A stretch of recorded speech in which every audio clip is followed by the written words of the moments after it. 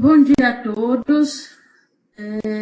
Dando continuidade aos ciclos de webconferências que são promovidos aqui pela Unidade de Telesaúde do Hospital Universitário, que está ligado à Gerência de Ensino e Pesquisa aqui do HU, nós estamos priorizando, nesses últimos meses do ano, um ciclo todo especial, que é um ciclo de webconferências voltados para apresentar à sociedade as pesquisas desenvolvidas no âmbito do PPSUS.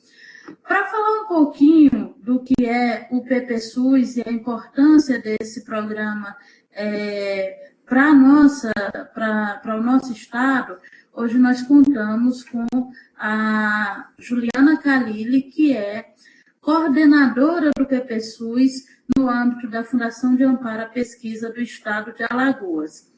Hoje, nós vamos, além de ter a fala da Juliana, que vai explicar um pouquinho para nós o que é o PPSUS, a gente começa com a apresentação da primeira conferência desse ciclo, que vai ser proferida pela professora Mônica Lopes de Assunção Ferreira, que é da Faculdade de Nutrição da UFAL, que é uma das pesquisadoras do PPSUS e que vai trabalhar sobre a efetividade da assistência nutricional oferecida às gestantes com excesso de peso sobre o resultado obstétrico e êxito do aleitamento materno.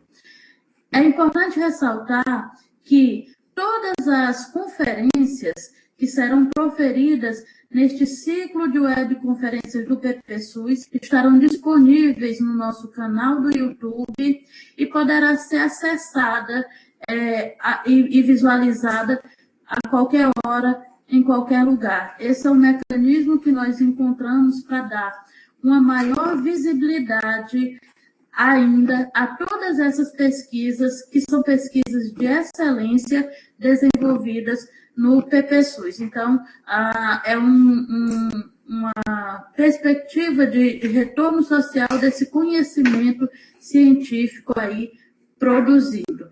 Então, que é um material que vai ficar disponível, inclusive, para professores, pesquisadores utilizarem em suas aulas, utilizarem aí nas suas práticas também. Então, quero agradecer imensamente a Juliana Khalili por ter aceito o convite de abrir aqui o nosso ciclo de webconferências.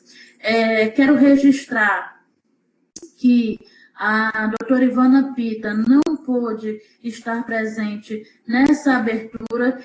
A professora doutora Ivana Pita, ela é coordenadora do PPSUS no âmbito da Secretaria de Estado da Saúde, mas que acredito que na próxima webconferência ela vai estar presente. Então, agradeço imensamente, Juliana Khalili, por sua participação, desde já. Muito obrigada. E agradeço também muito a professora Mônica Lopes por estar aqui conosco e poder apresentar aí os resultados da sua pesquisa. É uma grande satisfação e uma honra para a Unidade de Telesaúde aqui do hospital contar com a ilustre presença de vocês. Então, muito obrigada a todas e eu passo a palavra agora para Juliana Khalili. Bom dia, Rosaline. Eu quem agradeço esse convite para falar um pouco desse programa que a gente tem tanto carinho dentro da FAPEAL, que é o PPSUS. Eu vou explicar um pouquinho como é que funciona esse programa, o que é esse programa. O PPSUS é o Programa de Pesquisa para o SUS. Ele é um programa que tem peculiaridades muito importantes. Em primeiro lugar, ele é um programa de gestão compartilhada no nível federal e estadual. No caso de Alagoas, ele é compartilhado entre CNPq, no âmbito federal, e Ministério da Saúde, também no âmbito federal, e o nosso estado, entre a FAPEAL, Fundação de Amparo à Pesquisa do Estado de Alagoas, e a CESAL, Secretaria de Estado de Saúde de Alagoas. Cada um desses parceiros institucionais tem papéis muito bem definidos pelas diretrizes do programa. O Ministério da Saúde é o coordenador nacional do PPSUS. O CNPq é o gerente administrativo, ao qual a FAPEAL presta contas sobre a utilização dos recursos.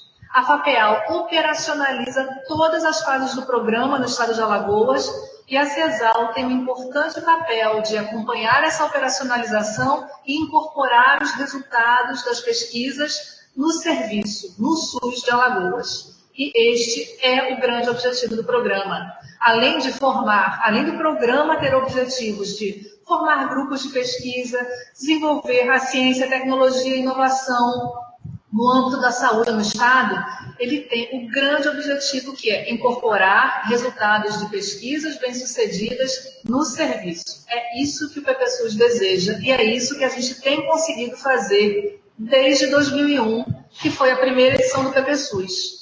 Nós estamos atualmente na 6ª edição do PPSUS, já são 15 anos de programa. O Estado de Alagoas participou, diferentemente de outros estados do Brasil, o Estado de Alagoas participou de todas as edições do PPSUS.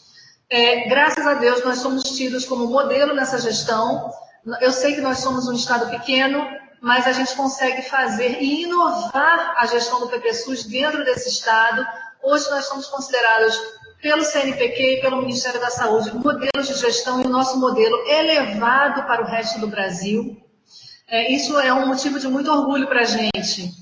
E eu quero dizer que a gente, ao longo desses últimos 15 anos, contemplou 111 pesquisas no PPSUS e aportamos cerca de 6 milhões de reais. Esses são os números aproximados do que a gente tem. Na última edição, que foi encerrada agora em maio, junho deste ano de 2016, 30 pesquisas foram contratadas, 29 foram concluídas. Tivemos excelentes resultados. A professora Mônica Assunção é uma das professoras contempladas, com resultados fantásticos no tema dela, de nutrição. E o que a gente tem de muito especial é uma parceria, o que eu visualizo como o que é especial em Alagoas. Por que esse programa dá tanto certo aqui? Além da qualidade das pesquisas, da demanda qualificada que nós temos das pesquisas, por um lado, por outro, nós temos uma parceria institucional entre os gestores muito forte. Hoje eu posso dizer com toda segurança que CESAL e FAPEAL andam juntas, compartilhando as responsabilidades desse programa. Nós inovamos como? Fazendo sessões técnico-científicas, além dos seminários que são exigidos pelo programa, onde cada pesquisador apresenta os seus resultados parciais, primeiramente, depois os resultados finais. E nesses seminários há a presença de uma banca composta por ADOCs externos, ADOCs locais e gestores. A gente, além disso, isso é padrão para o programa, todos os estados do Brasil devem fazer isso, mas nós inovamos com as sessões técnico-científicas. São sessões em que cada pesquisador é convocado pela Secretaria de Saúde, com a presença da FAPEAL, e diversos gestores de diversas áreas da saúde, é levado a eles o conhecimento do que está sendo feito naquela pesquisa. E ali são pensadas possibilidades, formas de incorporar os resultados, mas não só os resultados. Essas apresentações são feitas ainda durante a execução da pesquisa, para algumas pesquisas, quando a gente visualiza a possibilidade mais rápida de incorporação. Quem não ainda foi convocado será ainda, para mostrar os seus resultados finais. Mas ali os gestores da saúde já apontam como será feita essa incorporação. Esse pesquisador provavelmente será levado a alguns municípios, onde o serviço vai absorver os resultados da pesquisa. Isso tem dado muito certo nos últimos anos. Tivemos resultados fabulosos nessa última edição de 2013, que se encerrou agora em 2016. E em 2016 agora, lançamos a edição número 6 do PPSUS em Alagoas. Tivemos 19, até a possibilidade de 20 pesquisas contempladas. 19 serão contratadas, mas há a possibilidade de contratação de mais uma 20ª, que a gente chama de prioridade 2. Nós tivemos pesquisas altamente qualificadas para essa última edição, que concorreu a este último edital. Tivemos basicamente 40 aprovados, entretanto, o recurso de 2 milhões de reais só pôde financiar 19 ou 20 pesquisas, então as demais, as 20 restantes, ficam como prioridade 2, e a FAPEAL tem agora a missão de buscar mais recursos para que essas prioridades 2 também sejam financiadas. Então é isso que eu queria falar um pouquinho sobre o PPSUS, a nossa história nos últimos 15 anos e o que está acontecendo agora. Não sei se você quer saber mais alguma coisa, Rosalina.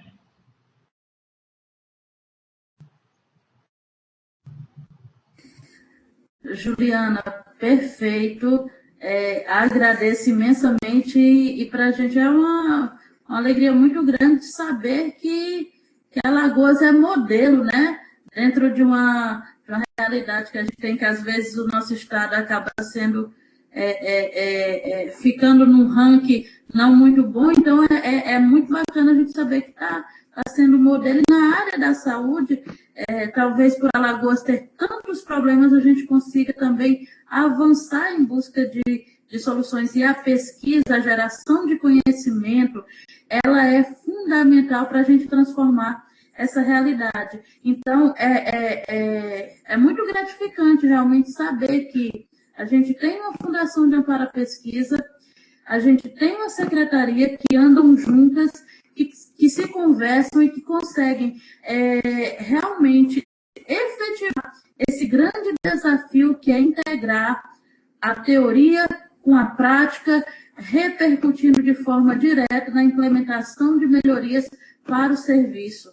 E quem ganha com tudo isso é a população. Isso é fantástico, porque a gente sabe que todas essas pesquisas, o que é mais importante nisso tudo é saber que lá na ponta a população está sendo beneficiada. Então, a unidade de telesaúde aqui parabeniza a FAPEAL, a CESAL, por esse trabalho aí que está sendo desenvolvido. Parabéns, Juliana Khalili, por coordenar aí. Eu sei o quão é difícil coordenar isso tudo. Então, parabéns. Muito, muito, muito obrigada pela sua fala. E se você quiser fazer mais alguma consideração, fique à vontade, que aí a gente, na sequência, passa para a Mônica. Tempos que estamos hoje vivendo de contingenciamento dos recursos federais para financiar pesquisas, esta última edição do PPSUS, que começou agora, em junho desse ano, ela começou. Eu posso dizer que Alagoas teve o privilégio de ser 10 estados que tiveram o PPSUS rodando. Anteriormente, nas últimas edições, todos os estados tinham a possibilidade de participar do PPSUS, mas com os cortes de verbas federais, 16 estados foram cortados esse ano, mas Alagoas pôde participar pelos bons resultados apresentados nas últimas edições. Eles fizeram uma seleção de quem poderia ficar, e Alagoas, além de poder participar, ele não sofreu cortes no recurso proposto. Isso foi um ganho muito importante para o estado de Alagoas. A gente tem que se orgulhar disso.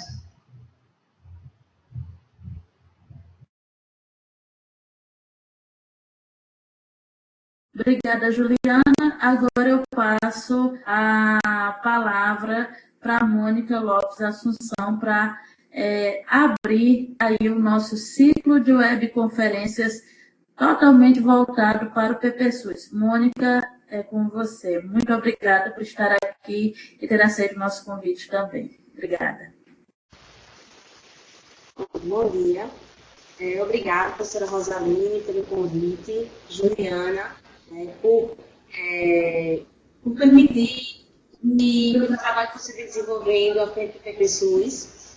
E eu vou falar um pouco sobre o resultado da minha pesquisa, que tratou sobre a efetividade da assistência nutricional oferecida a gestantes com excesso de peso, sobre o resultado obstétrico e êxito do comportamento materno. Então, para que a gente possa entender...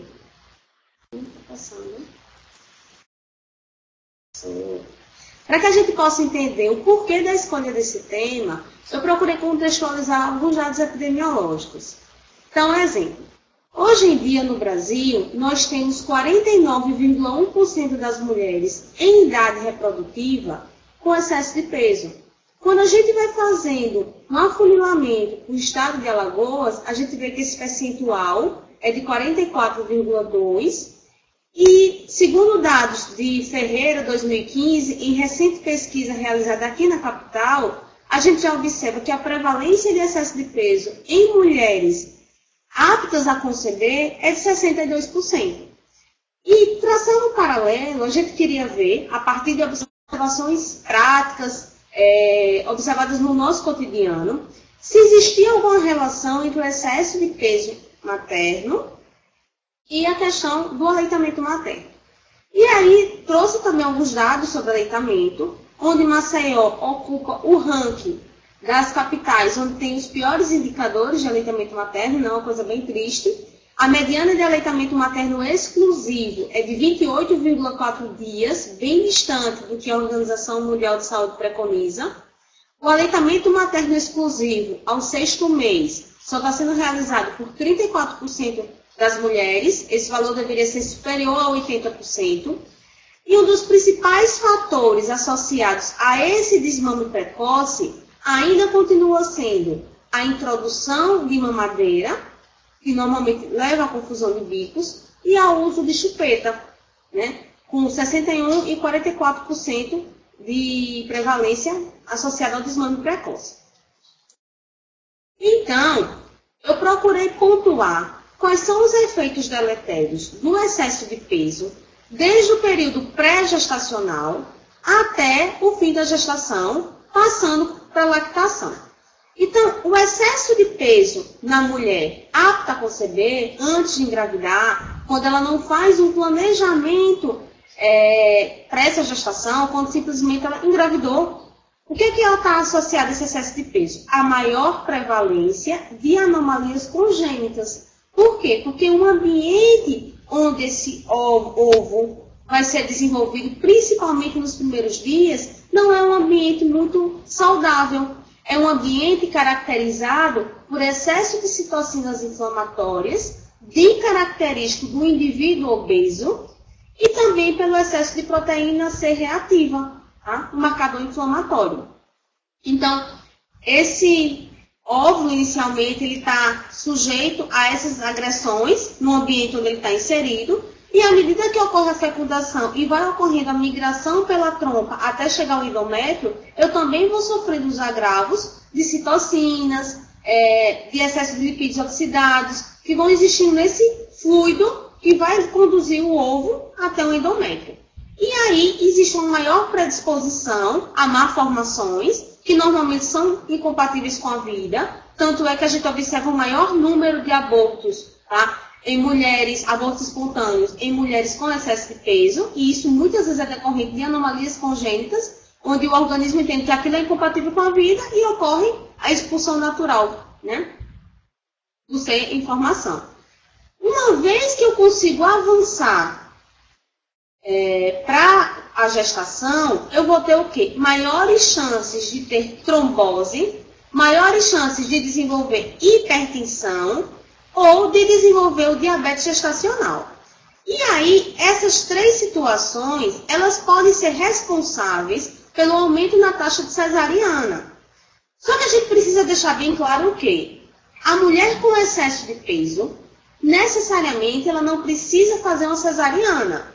Se ela não tiver nenhuma complicação, tá? Se ela não tiver em risco, o parto dela pode ser normal, desde que ela tenha condições de ter um bebê dessa forma. Mas, normalmente, as mulheres com excesso de peso, elas podem apresentar essas ou outras complicações e serem obrigadas a realizar uma cesariana, que a gente sabe que guarda uma relação negativa com a lactação nos primeiros momentos.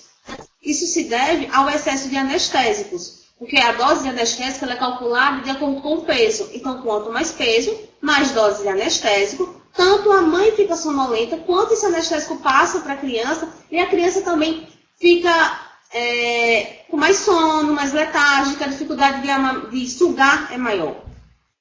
Por outro lado, a mulher com excesso de peso, ela pode apresentar dificuldades no parto, porque ela pode ter um bebê macrossômico. Se ela desenvolver o diabetes, esse diabetes está descompensado, ela pode ter um bebê com mais de 4 quilos, né? Isso levar a complicações no parto. Ela também está mais susceptível a sofrer infecção da ferida cirúrgica, retardando a sua recuperação. E os estudos vêm apontando que a mulher com excesso de peso, ela apresenta maiores chances de ter um insucesso na lactação. E isso se deve a quê? Isso se deve principalmente a dificuldade nas primeiras 72 horas de amamentar, e aí o que é que acontece? Eu não consigo amamentar, e aí vem alguém e me dá um leite de vaca para o meu filho, ou dá uma fórmula para o meu filho, ao invés de estimular essa lactação. Porque toda mulher é apta a amamentar. A gente precisa colocar aqui, independente do estado nutricional, aquela primeira secreção que saiu ao colostro, e aquilo é alimento para a criança. Então, esse insucesso na lactação, nas primeiras 72 horas, ele acaba estando muito associado à introdução de fórmula, né, de forma equivocada, ao invés de ocorrer o estímulo, e também faz com que, a longo prazo, ela desmame mais rapidamente, por falta de apoio.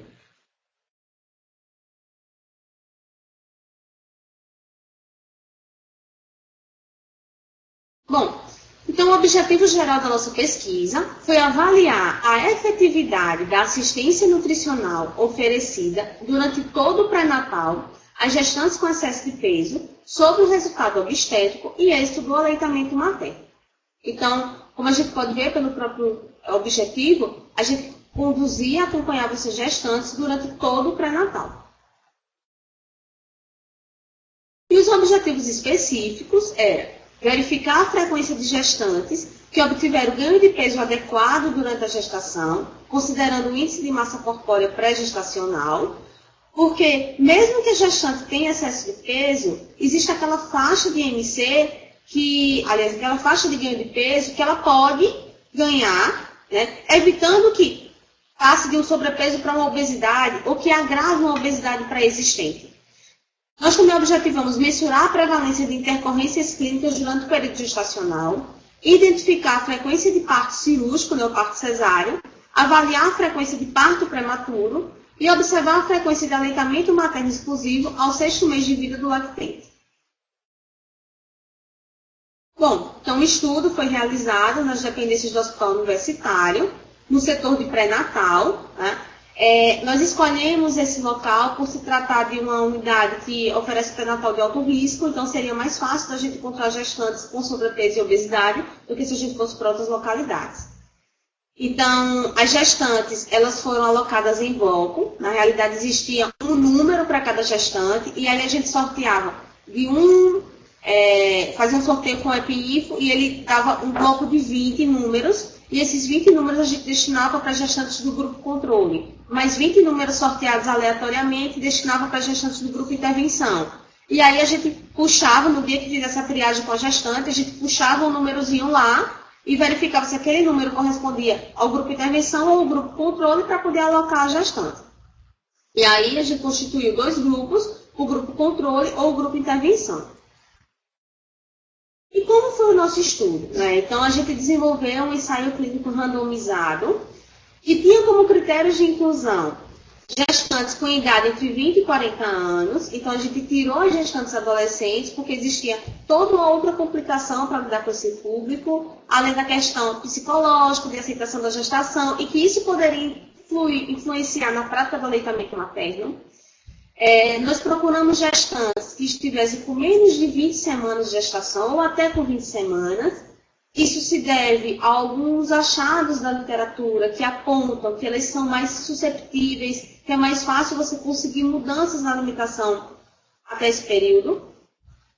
Essas gestantes, elas tinham que ser portadoras de feto único. Isso se deve ao fato de não ter dificuldade de amamentar, supostamente não ter dificuldade de amamentar, o que às vezes acontece com gestação gemelar. O IMC pré-gestacional tinha que ser maior que 25, caracterizando o estado de sobrepeso. E ela tinha que referir a intenção em amamentar. Então, durante a pesquisa, durante a coleta do dado, antes que a gente começasse a aplicar um questionário mais extenso, a primeira pergunta era assim: você tem intenção de amamentar? Se tem, ótimo. Vai entrar para a pesquisa, caso aceite.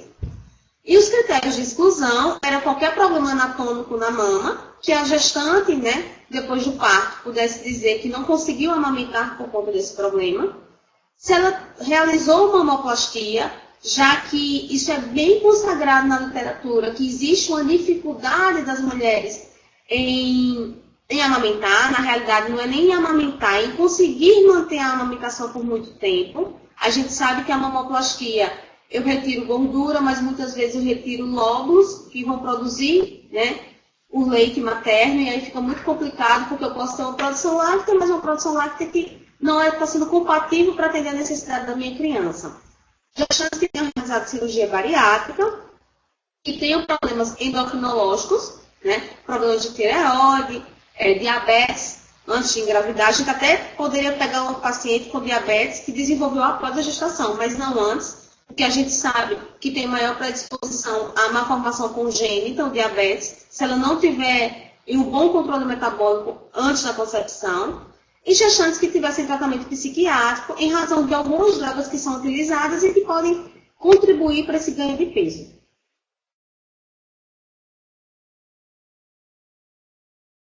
Bom, e aí, quais eram as atividades desenvolvidas entre o grupo intervenção e o grupo controle?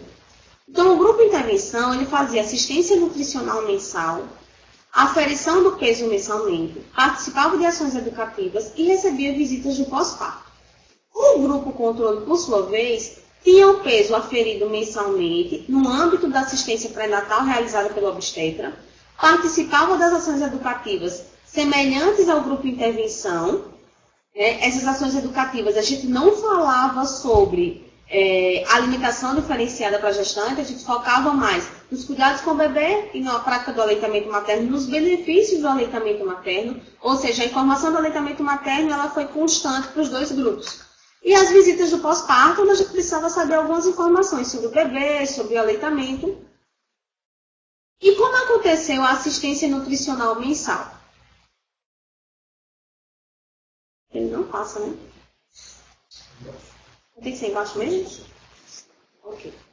Então, as etapas de assistência nutricional envolviam pelo menos 6 consultas, onde na primeira consulta eu ia avaliar o hábito alimentar dela, até para identificar possíveis falhas nessa alimentação, erros, né? Determinaria a meta de ganho de peso e entregaria orientações.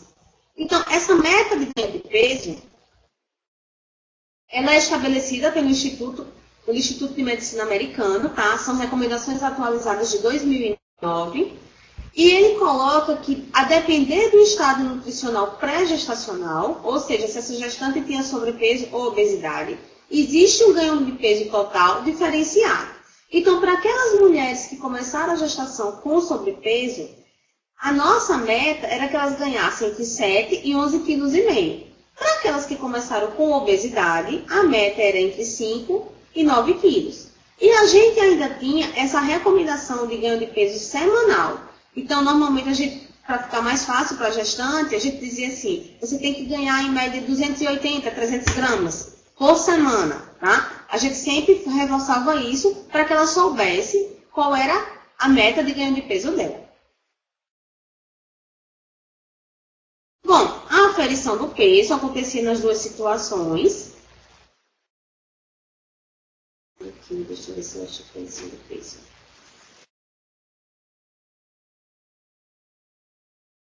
Ele não está em sequência não. Bom, mas aqui é uma consulta onde a gente conversava com a gestante. Isso aqui foi no hospital universitário. Essa gestante já estava perto de ter o bebê. Certo? Aqui, algumas situações onde a gestante não podia ir até o hospital porque já estava próximo do bebê nascer, a gente realizava a visita domiciliar, tá? Levando balança, levando todo o nosso equipamento para verificar a mensuração do peso. Isso aqui foi uma visita, né, domiciliar. E ainda tem as ações educativas e as visitas do pós-parto. Então aqui, ó, a gente tem a aferição do peso. Essa gestante aqui, ela vinha mensalmente, a gente aferia o peso em balança própria, tá? Todas as balanças que eram usadas no hospital eram utilizadas também no domicílio, para a gente garantir que o equipamento era o mesmo. E a gente tinha as atividades educativas, onde a gente confeccionou com o auxílio dos alunos da graduação e que participaram da pesquisa, e os bolsistas, tá? Esse gibi, que era Amamentando com o Super Leite. Então, através de uma historinha em quadrinhos, a gente tinha a conversa desse super-herói com Tonha e Gildete, tá? Gildete era uma vizinha e que sempre ficava dando conselhos a Tonha para que Tonha não amamentasse, para que Tonha tomasse cerveja preta, para que Tonha desse mamadeira para a criança. E Tonha sempre muito preocupada em fazer o correto. E acabou que o Superleite chegou lá no momento de uma discussão, conversou com elas e esclareceu tudo. É bem interessante esse gibi. Nós também tínhamos outro material que era distribuído apenas para o grupo intervenção, que eram as orientações para uma boa alimentação da gestante com excesso de peso. Então, essa cartilha aqui, ela falava sobre o que fazer em algumas situações, quando a gente tivesse náusea, quando tivesse constipada, quando tivesse desidratada, né? Então, tem várias situações, qual é a meta de ganho de peso, quais são os direitos da gestante, quais são os deveres, o que é que eu posso ter acesso na maternidade. Então, é bem esclarecedora, né? Porque muitas vezes a gente perde essa oportunidade porque a gente não sabe que tem direito. E tem as visitas do pós-parto, né? Aqui, isso aqui é numa comunidade aqui perto da universidade. Então, eu e mais 2 alunas, a bolsista da pesquisa e outra aluna aqui da pós-graduação que nos auxiliou. Aqui a gente já tem visitas com os bebezinhos, tá? Em 3 diferentes momentos. Essa paciente aqui é do grupo controle, essas 2 aqui são do grupo intervenção. Então, a gente pode ver que estão amamentando. E a gente tem várias outras situações, tá? Como vocês podem ver, a gente acompanha a criança até os 6 meses, que era para saber se até os 6 meses amamentou ou não, então a gente precisava de uma pesquisa desse tempo. Essa criança aqui já tinha 6 meses, tá? Aqui recém-nascido tendo alta da maternidade, aqui várias situações, visita domiciliar aqui tendo alta da maternidade, aqui criancinhas maiores. E na nossa metodologia, quais eram os desfechos que a gente pretendia atingir? Nós pretendíamos verificar a frequência de aleitamento materno exclusivo nos 6 primeiros meses de vida, a frequência de gestantes que apresentaram adequação do ganho de peso ao longo da gestação em função do IMC pré-gestacional, qual era o tipo de parto, se isso tinha alguma coisa a ver com índice de massa corpórea, qual foi a média de peso ao nascer, qual foi a idade gestacional ao nascimento, isso até para a gente ver se existem casos de prematuridade, o score de Apgar, que fala um pouco sobre a vitalidade após o parto, e o intervalo de tempo entre o parto e a primeira mamada. Isso aqui, segundo as recomendações da Organização Mundial de Saúde, o ideal é que aconteça na sala de parto, após o parto, né, desde que nem a criança, nem a mãe corram risco, né? Então, mãe e criança são saudáveis, promove-se o contato pele a pele e a amamentação já deve acontecer nesse momento. Ou então em até 30 minutos depois do parto. Bom, aqui a gente tem o fluxograma das participantes, desde a inclusão no estudo até o final do segmento. Então, a gente tinha aqui 258 mulheres atendiam os nossos critérios de inclusão. Dessas, 38 foram excluídas por diferentes motivos, tá? E entre essas 38, 34 não atendiam os critérios de inclusão. Então, um daqueles motivos lá que a gente pontuou, idade, tempo de gestação, se tinha intenção de amamentar, não tinha sido incluído. Não estava presente nessas mulheres. E 4 porque realmente desistiram de participar. Então, a gente finalizou com o grupo controle, né, com 110, e o grupo intervenção com 110 também, pareadas, e aí a gente começou a fazer a pesquisa. Aqui a gente tem a frequência de desistências, tá? E no final da pesquisa nós terminamos com 81 mulheres do grupo controle e 88 do grupo intervenção. Então, se a gente for olhar as causas que levaram à desistência da pesquisa, no grupo controle, 9 desistiram automaticamente da pesquisa. Tá? Enquanto que no grupo intervenção, esse valor só foi de 5. A gente chama muita atenção que no fato das mulheres do grupo controle, não existia muito vínculo entre a nossa equipe e essas mulheres. Então, a gente fazia um contato inicial para perguntar se elas tinham interesse em participar da pesquisa, e depois a gente fazia apenas a aferição do peso mensal e as visitas depois do parto. Só que essa desistência, ela foi já no pré-natal, tá? E em algumas situações, nas primeiras visitas do pós-parto. Nesse outro grupo aqui, a gente observa que existia a formação de um vínculo. Por quê? Porque todo mês eu conversava com aquelas mulheres, principalmente sobre a alimentação. O que estava dando certo e o que não estava dando certo. Perda por aborto foi semelhante praticamente entre os grupos. Gestantes com ALC, a gente teve uma no grupo controle e um caso de natimorto no grupo intervenção. Mudança de município, 2 no grupo controle e 4 no grupo intervenção. E a perda de contato, tá? 12 no grupo controle e apenas 8 no grupo intervenção. Essa perda de contato, muitas vezes, a gente observava que a gestante dava um número e quando a gente ligava, dizia que aquele número não era dela, como se ela realmente não quisesse ser encontrada, né? Então, isso foi um entrave, foi algo desgastante na pesquisa. Bom, em relação às variáveis relacionadas à gestante, para o grupo de estudo, então, isso aqui é no momento 0, tá? Que a gente fez o pareamento e a gente parte do pressuposto de que o pareamento foi ok pelo valor de P, para alguns parâmetros, tanto para o teste do quadrado, em relação às prevalências, quanto para o teste de Mini-Whitney, em relação às médias. Uma observação importante ser frisada aqui é que o grupo intervenção, ele tinha um número mais expressivo de primigestas, de mulheres que engravidaram pela primeira vez, certo? E isso também repercutiu de alguma forma sobre o tempo de início do pré-natal. Se a gente observar, elas iniciaram com 2 meses e meio contra 3 meses do grupo controle, que tinha menos primigestas e possivelmente já conheciam mais o que acontecia no início da gestação, de qual era o trâmite do pré-natal e talvez procuravam mais tardiamente esse serviço, tá? Então, isso foi a única diferença observada. E isso aqui está bem compatível, né? Se eu tenho um maior número de primigestas, a tendência é que elas realmente tenham interesse pela gestação ser algo novo para elas. Então, a gente observa que a idade gestacional no recrutamento foi de 17 semanas para o grupo controle, 15,6 semanas para o grupo intervenção.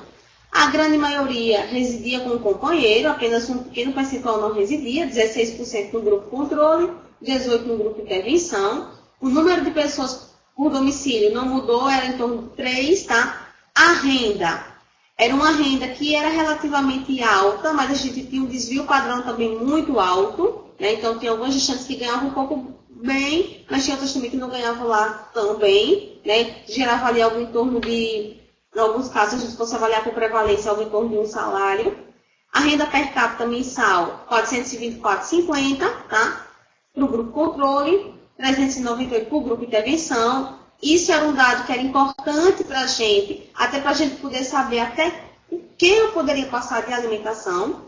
A gente tem um número expressivo de beneficiários de Bolsa Família, tá? E esse benefício girava em torno de R$ 110 a R$ 116, reais, sem diferença estatística. Bom, e aqui a gente já vai para as variáveis relacionadas à prática do aleitamento materno na maternidade, tá? E no domicílio por grupo de estudo. Então, o que a gente observa são resultados bem tristes, né, para a gente. Vale lembrar que nem todas as mulheres tiveram bebê nessa maternidade. Elas tiveram todas as maternidades públicas de Maceió. Então, a gente não teve como separar isso por maternidade para ver se alguma maternidade se empenhava mais em garantir alguns itens que são fundamentais para esse do aleitamento materno. Então, a gente tinha que o contato na sala de parto, que deveria acontecer sempre que a mãe não tivesse risco, né, o bebê, ele só aconteceu em 23,5% do grupo controle e em 36% do grupo intervenção, tá? Mas sem diferenças significativas. Mamou na sala de parto só 2,5% do grupo controle e 7,9% do grupo intervenção. A primeira mamada ocorrer com menos de 1 hora foi 28,2% do grupo controle e 34% do grupo intervenção. Recebeu orientações verbais, é um ponto positivo, né? Porque se a gente olhar, mais de 50% recebeu orientações verbais. Orientações práticas também foi um ponto positivo, tá? Mais de 60% recebeu. E aí a gente fica aliviado de dizer assim, além de entregar algo que ela possa ler em casa, quando estiver mais tranquila, eles também tiveram a preocupação de orientar ela a colocar a criança no peito e possivelmente observar a prática, né, do aleitamento, se estava pegando direito, se estava sugando direito. Outro ponto que chamou a atenção foi o uso de chupeta na maternidade. Então, 17% das mulheres do grupo controle e 21% do grupo intervenção ofereceu chupeta para seus filhos na maternidade, que a gente normalmente não recomenda, é uma prática, né, que não é recomendada. A utilização de mamadeira também foi forte e muito possivelmente a gente associa esse uso de mamadeira com fórmula, tá? Com fórmula. E ainda teve gente que deu soro à criança na maternidade, que também é algo que, né, não é mais aconselhado. Então, se a gente for pensar, essa quantidade de mulheres que tiveram filhos que receberam fórmula é muito elevada, mais de 50% das mulheres avaliadas. E aí a gente se questiona, será que foi realmente por falta de leite nessas mães, por falta de colostro, ou foi realmente porque não existiu o estímulo nesses primeiros momentos, né? A gente procurou colher o depoimento de algumas mães e que a fala era de que quem dava o apoio, o profissional que estava no apoio após ela chegar do parto, dizia que não existia necessidade dela amamentar para ela não se desgastar. Que ela poderia amamentar em um outro momento que daria uma fórmula para o filho tranquilamente, daria um leite para ele não ficar com fome, né? E assim, muitas vezes a mãe, por medo, deixava que isso acontecesse e não garantia ao seu filho, naqueles momentos iniciais, o colostro. Bom, aqui nessa figura 2, a gente tem a duração mediana do aleitamento materno exclusivo em dias, por grupo de estudo. Então, se a gente for olhar, partindo aqui do momento 0, indo até 120 dias, né, que é quando eu supostamente queria que todos estivessem aqui, a gente observa que o grupo controle parou antes disso, nem chegou a 120 dias, e apenas poucas mulheres chegaram a 120 dias aos 6 meses de lactação. A mediana de aleitamento materno foi 22,2 dias no grupo controle, que saiu até com M, e no grupo intervenção foi 7 dias a mais, foi 29,5 dias. Isso para a gente já é um bom resultado, tá? Significa que, de alguma forma, a sensibilização que existiu durante o pré-natal, do ponto de vista da nutrição, né, foi suficiente para garantir um pouco mais de aleitamento materno nessas mulheres. E aí a gente questiona muito a formação de vínculo que esse grupo de intervenção teve com a nossa equipe. Bom, aqui a gente tem a duração da gestação, o peso ao nascer, o score de Apgar e outras variáveis relacionadas ao tipo de parto, com o grupo de estudo. Então, a gente tem que a idade gestacional no parto, no grupo controle, foi 38,8 e no grupo de intervenção 39,1, a média de idade gestacional, sem diferença entre os grupos. O peso ao nascer também não teve diferença entre os grupos, todos, a média foi acima de 3 quilos. O Apgar no primeiro minuto e no quinto minuto também foi bom, tá? Acima de 8. Parto prematuro. Então, a gente tinha aqui no grupo controle, eu tive 17 casos de parto prematuro e apenas 5 casos no grupo intervenção, tá? Isso dá uma diferença significativa. Não estou conseguindo ver aqui quanto dá. Já 0,00, tá? Não consigo ver outro dígito. Mas a gente aqui não pode explicar isso pela nutrição, certo? Esse é um dado que a nutrição não explica. No parto cirúrgico, a gente teve 82,8% no grupo controle e 70,4% no grupo de intervenção, sem diferença significativa. Bom, nessa tabela 4, a gente tem a avaliação do estado nutricional pré-gestacional e ao fim da gestação e outras variáveis de interesse. Então, uma coisa que é importante apontar aqui é como essas mulheres começaram a gestação.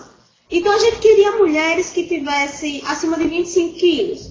E a nossa surpresa é que quase todas as mulheres recrutadas, elas já estavam na categoria de obesidade. Então, eu tinha um IMC pré-gestacional de 30,2 para o grupo controle e de 29,8 para o grupo intervenção. Então, a situação era bem pior do que eu pensava, né? Porque eu passo de um sobrepeso, que já me dá risco, a um estado de obesidade. O IMC no recrutamento era 31,3 e 3,78. Então, o que significa dizer isso? Que entre essas mulheres conceberem, que é o que aconteceu aqui, e serem recrutadas por volta de 2 a 3 meses após a concepção, elas já tinham apresentado um ganho expressivo de peso, né? A gente olha aqui pelo incremento de unidades de IMC. Então, essas daqui que tinham sobrepeso, já estavam limítrofes para obesidade, já passaram para a categoria de obesidade quando a gente iniciou o recrutamento. ao fim da gestação, elas ganharam peso, tá? Então, a média foi 34,62 de IMC para o grupo controle, 34,26 para o grupo intervenção, sem diferenças entre esses grupos. O ganho de peso foi de 6,37 para o grupo controle e 6,96 para o grupo intervenção, mas a gente observar que eu tenho um desvio padrão, né, bem significativo. Algumas mulheres ganharam 10 quilos, ganharam 11 quilos, não existiu diferença, ou seja, do ponto de vista de nutrição, a gente não conseguiu fazer com que as mulheres do grupo intervenção, elas ganhassem menos peso, tá? Porque na realidade, na gestação, eu não posso programar a perda de peso, como muitos pacientes queriam. Eu tenho que reduzir a velocidade de ganho de peso. Então, se a gestante estava ganhando 1,5 kg, eu tenho que colocá-la para ganhar 1 kg, ou um pouco menos de 1 kg, 800 gramas, a depender do índice de massa corpórea. E não tem diferença em termos de estatura e metros. Então, aqui a gente observa que no estado nutricional pré-gestacional, eu tinha 54% de sobrepeso no grupo controle e 59% no grupo intervenção. No recrutamento, esse valor já caiu para 40% no grupo controle e 45,5% no grupo intervenção. E ao fim da gestação, que é o dado que é mais chamativo para a gente observa que a obesidade atingia mais de 2/3 da amostra, tá? Então, eu tinha 77,8% das mulheres do grupo controle com obesidade e 79,5% das mulheres do grupo de intervenção com obesidade. Se a gente for lembrar, olha aqui as frequências com que elas começaram. Começaram com sobrepeso e 45% com obesidade. Mas também não houve diferenças significativas. As intercorrências na gestação foram DEG, a doença hipertensiva específica da gravidez, a hiperêmese gravídica, diabetes gestacional e as outras como anemia e infecção urinária. Bom, então nossas considerações finais apontam que nas condições em que o estudo foi realizado, não foram observadas diferenças no ganho de peso das gestantes, segundo os grupos aos quais foram alocados, com ou sem orientação nutricional.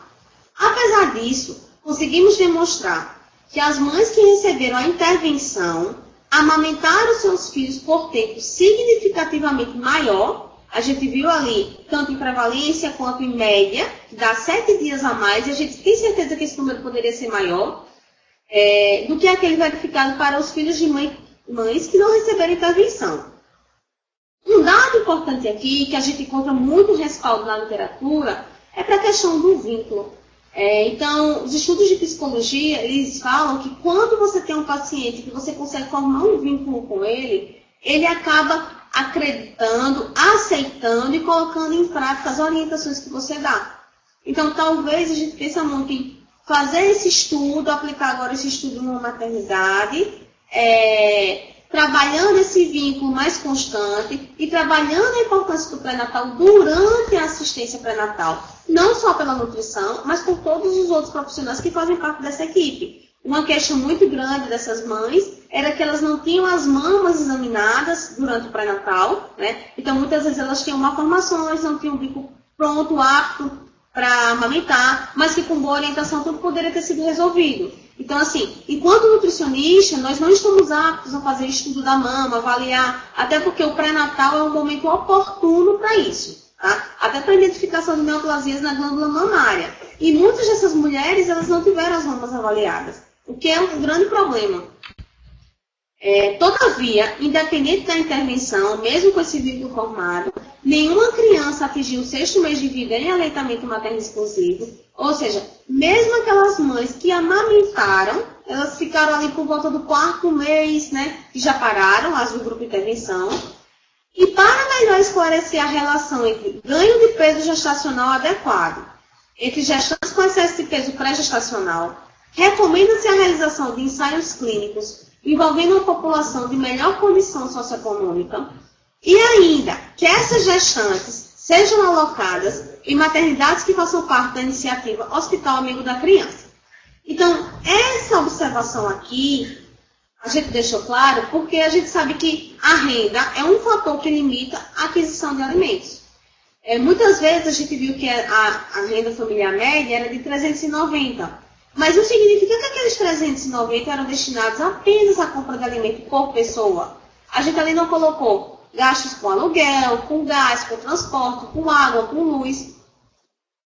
E isso precisa ser pontuado, porque uma das queixas frequentes da gestante era assim: eu consigo fazer tudo que a senhora passa no início, quando eu saio daqui, na primeira semana que eu saio daqui, mas quando vai da terceira para a quarta semana, eu já não tenho mais a fruta, o vegetal fresco, porque eu só compro isso no início do mês, que é quando eu recebo o meu ordenado. Então, isso dificultava muito a adesão ao plano alimentar proposto. E, além disso, quando a gente pensa em fazer um trabalho em um hospital que faça parte da iniciativa Amigo da Criança, qual é a importância desse fato? Você vai ter um conjunto de profissionais voltados para garantir que algumas das leis sejam atendidas. Então, exemplo, contato pele a pele na sala de parto, amamentação na sala de parto, alojamento conjunto, estímulo à amamentação. E a gente observava em alguns relatos que isso era uma coisa que não acontecia, né? Então, ficava complicado, porque dependia muito de onde essa gestante teve o bebê. Então, a gente pensa em repetir isso, mas tentando definir melhor o público, principalmente pela questão de renda, para que possa ter um acesso a uma alimentação minimamente de qualidade, e que essas mulheres sejam canalizadas todas em um hospital amigo da criança. Bom, muito obrigada. Eu termino aqui minha explicação, tá? Minha explanação, e estou aberta a dúvidas caso alguém tenha.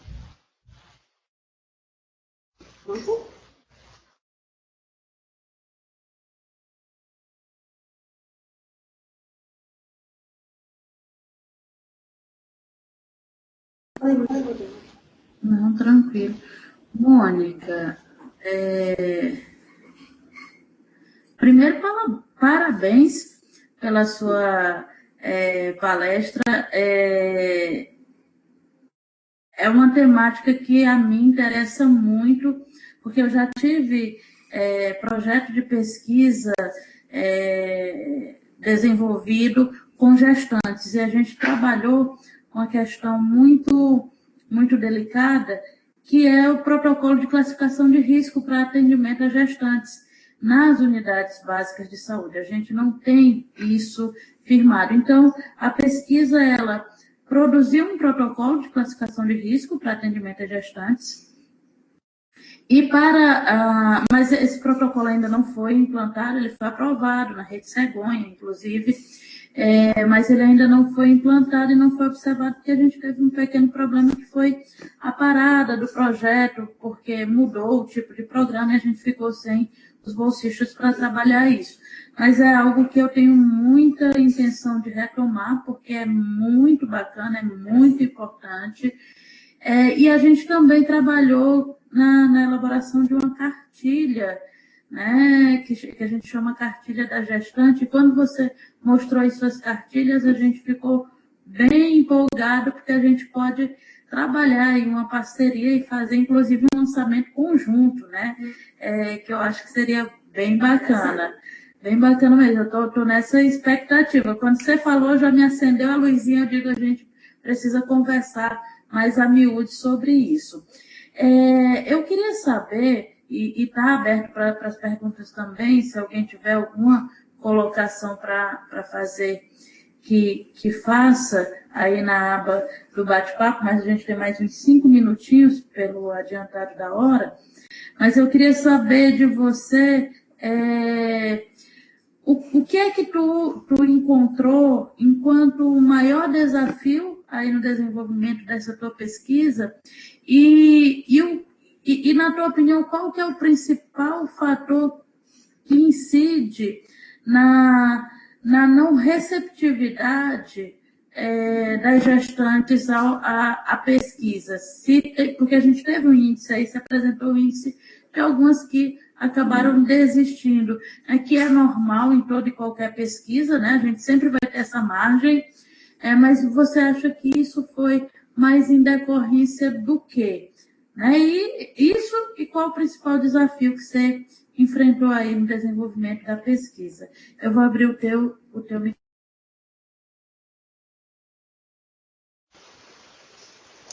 Então, professora, como eu falei, um dos principais problemas, desafios, era justamente a questão da renda. Né? Porque a gente só sabia que essa gestante não estava conseguindo seguir o plano alimentar quando ela vinha na segunda consulta, quando ela vinha na terceira, só que ela já tinha sido alocada e a gente tentava da melhor maneira possível fazer que, mesmo com pouco recurso, ela tentasse canalizar esse recurso para a compra de gêneros mais em conta, né? Frutas, verduras. Então, isso era um problema. E a questão da dificuldade de participação, que alguns gestantes desistiram, a gente associa muito com a dificuldade de formar um vínculo no grupo controle. Porque o grupo controle, eu conhecia ele no primeiro dia, mas depois eles só eram pesadas. Então, eu não podia estar tirando dúvida de alimentação. Se ela chegasse para mim, olha, eu estou ganhando muito peso, infelizmente eu não podia fazer, senão ia causar um viés na pesquisa. Ia ter algumas gestantes recebendo esse tipo de orientação e outras não. Então, isso era complicado. E aí, como eu não formo um vínculo, é difícil eu ter uma adesão. Para que eu vou naquela mulher me pesar se eu não posso fazer mais nada além disso? Tanto é que a gente colocava a pesagem para no dia do pré-natal, para evitar que ela viesse só para se pesar. E assim, tem algumas gestantes que a gente tem na casa do grupo controle e realmente ela diz, não quero participar, não tenho interesse, não vou mais amamentar, desistir de amamentar. Era bem complicadinho mesmo, sabe? E a gente nota assim que quando se trata de aleitamento materno é complicado, porque talvez se existisse algum familiar por trás, né? Já que a gente falava que o trabalho tem como objetivo no final também estimular o aleitamento materno. Se existisse um parente por trás, talvez o resultado fosse outro. Né? Mas infelizmente não tinha.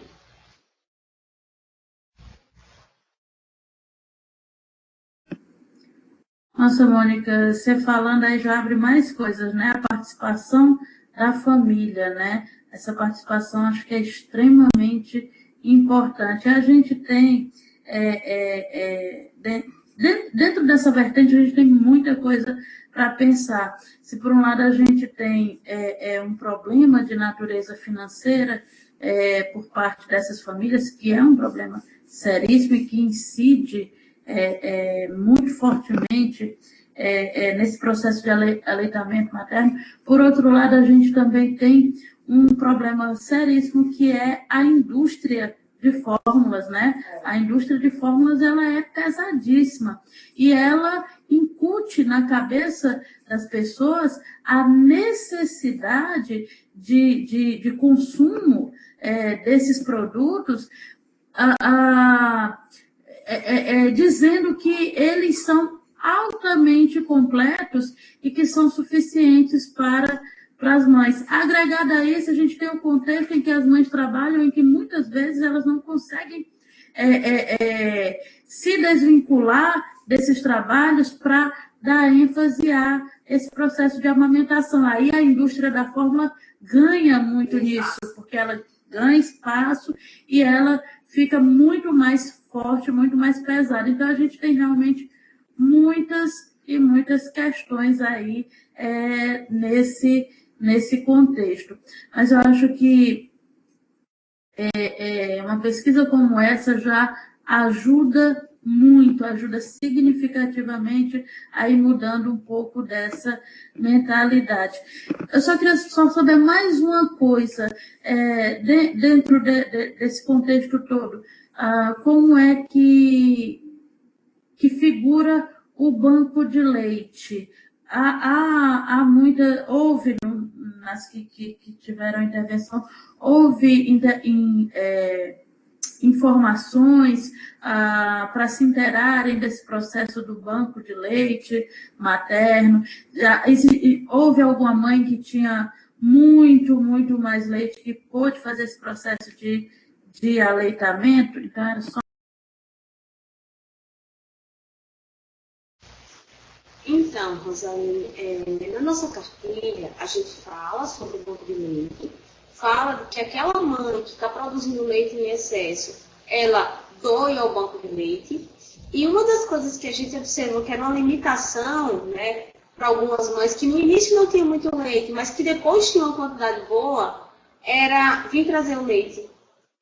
Porque antes a gente tinha um serviço que era feito pelo corpo de bombeiros, né? E hoje em dia já imaginou uma mãe sair com o bebê para vir trazer o leite. Então, eu observo que hoje a demanda de leite para ser doado, ela diminuiu muito por conta disso. Eu até já tentei ver com o Corpo de Bombeiros o que a gente poderia fazer, mas é complicado, não tem muito o que fazer não, eles falaram não. E assim, eu percebo que por conta disso, eu tenho leite, mas eu não vou sair de casa para vir doar o leite, porque eu tenho que trazer meu filho, eu tenho que vir de ônibus, eu não tenho que traga. Isso acaba desestimulando muito eles a doarem.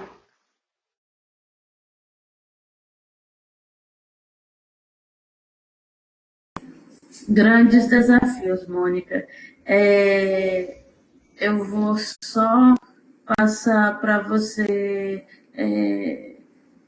fazer sua última consideração e te agradecer imensamente pelo aceite do convite e pela sua palestra, que realmente é muito, muito importante e que certamente poderá ser utilizada por muitos outros pesquisadores, professores, dentro da universidade, nas diversas áreas, e também é muito esclarecedora para quem está aí e que não é da área, entender, ou pelo menos começar a entender um pouco dessa importância do processo de aleitamento como um todo. Então, muito obrigada. Pelo adiantado da hora, a gente vai encerrar.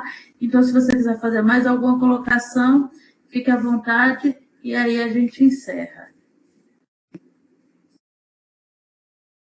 Só abrir o teu microfone. Gerência de Ensino e Pesquisa.